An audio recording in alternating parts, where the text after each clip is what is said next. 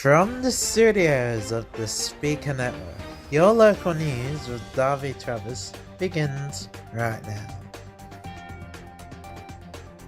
Good evening. The New South Wales COVID emergency has now spread to Canberra, with the ACT plunged into lockdown. It's the first time in more than a year that the Capital Territory has recorded a case, with authorities warning Canberrans they are in a very bad situation.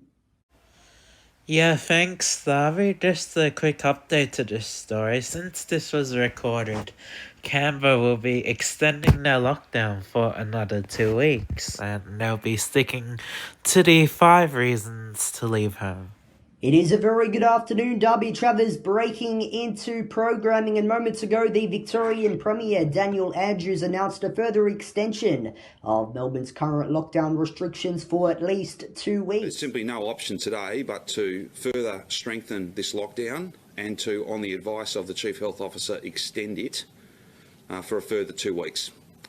That is, these arrangements, and I'll go through the tougher conditions, the more onerous requirements as part of a strengthened lockdown will be in place until the 2nd of September. As of 9 p.m. tonight, the nighttime curfew will return, meaning you cannot leave your home for any reason, as well as reduced capacity in the workplace. All parks and other outdoor spaces will be closed from midnight tonight. We are learning more as to how this all occurred. It is reported that a super spreading event at a function in the city was to blame. A city fatigued by lockdown. 2 new outbreaks spread across 5 houses. Metro Melbourne in lockdown. Rules tighten, and the curfew is back, causing a testing blitz across Victoria, as regional Victoria exits lockdown. Shopping and exercise limited to 1 hour a day.